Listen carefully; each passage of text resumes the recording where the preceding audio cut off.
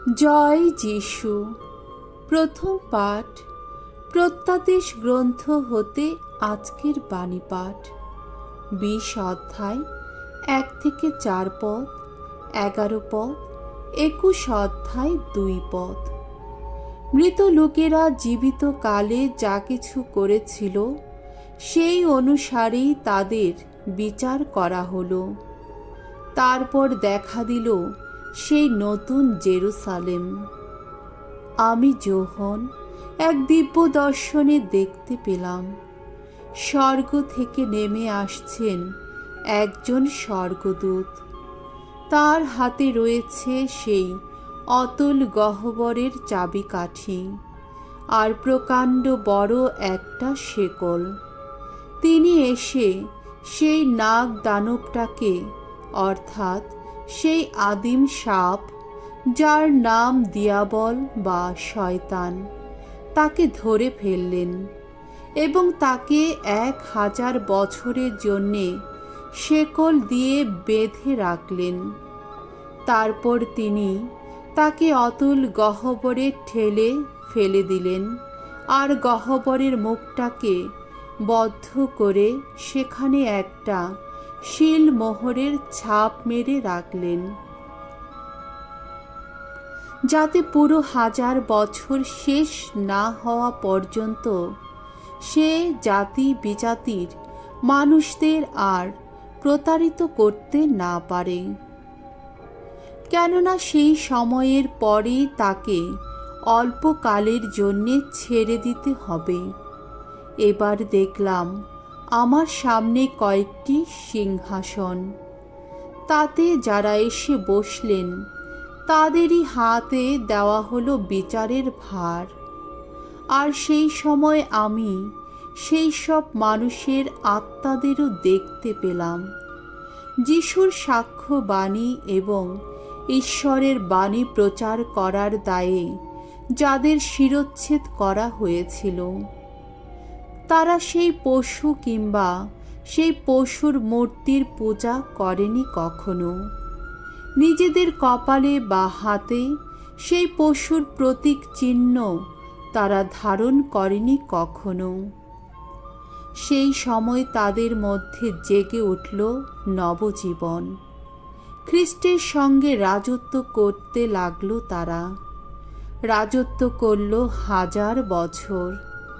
আরও দেখলাম বেশ বড় একটি সাদা সিংহাসন, আর সেই সিংহাসনে যিনি বসে আছেন তাকেও।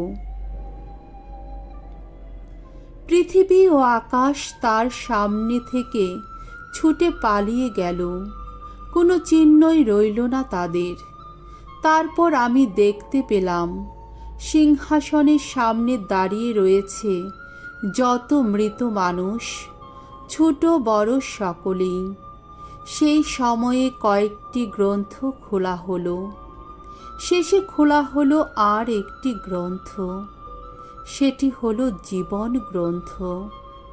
মৃতেরা জীবনে যা যা করেছে এই সম্বন্ধে ওই গ্রন্থগুলিতে যা কিছু লেখা ছিল সেই অনুসারেই তখন তাদের বিচার করা হলো।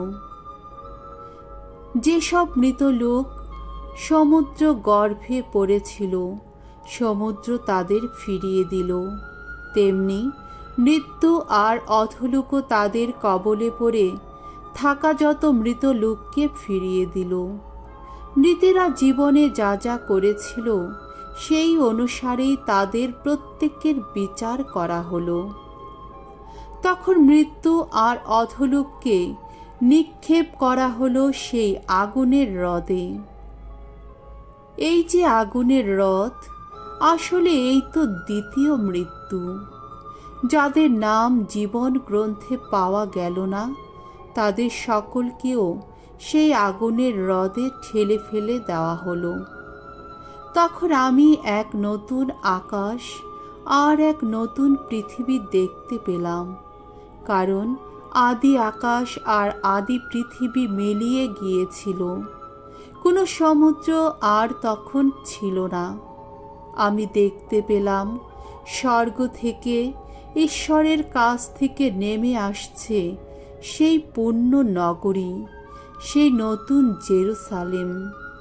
সে সম্পূর্ণ প্রস্তুত, যেন বরের জন্যে সজ্জিতা নববধূরই মতো। প্রভুর বাণী।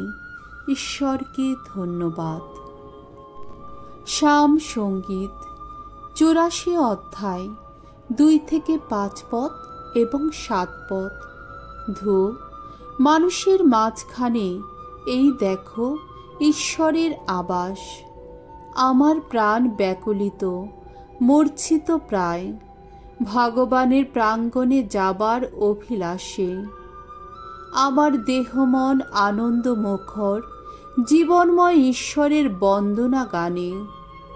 চড়ুই পাখিও খুঁজে পায় বাসা, চাতকও খুঁজে পায় তার শাবকদের, রেখে যাবার নীড় তোমার বেদী প্রান্তে।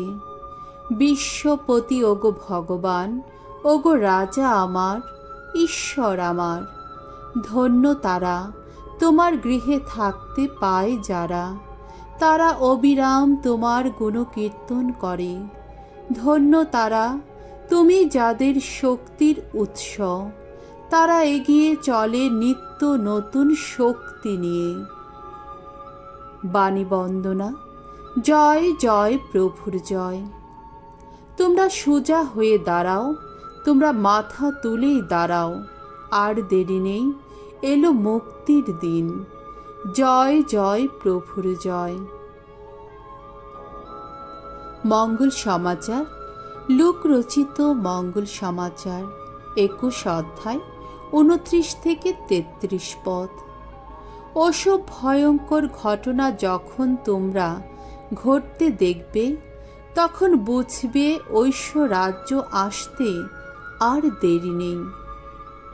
যিশু তখন তার পুনরাগমনের নানা ভয়ঙ্কর পূর্ব লক্ষণের কথা শিষ্যদের কাছে বলছিলেন। এই প্রসঙ্গে তিনি তাদের এই উপমা কাহিনীটি বললেন। আঞ্জির গাছ বা অন্য যে কোনো গাছের দিকে একবার চেয়ে দেখো, তাতে নতুন পাতা গজালেই তোমরা তা দেখে নিজেরা বুঝতেই পারো যে গ্রীষ্মকাল আসতে আর দেরি নেই। ঠিক তেমনি ওসব ঘটনা যখন তোমরা ঘটতে দেখবে, তখন বুঝে নিও ঐশ্বর রাজ্যের সেই সময়েরও আর দেরি নেই।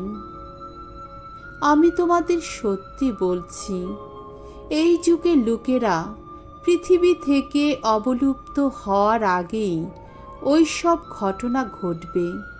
আকাশ ও পৃথিবী লোপ পাবে, কিন্তু আমার কথা কখনো লোপ পাবে না। প্রভুর মঙ্গলময় বাণী। খ্রিস্ট প্রভু তোমার প্রশংসা হোক।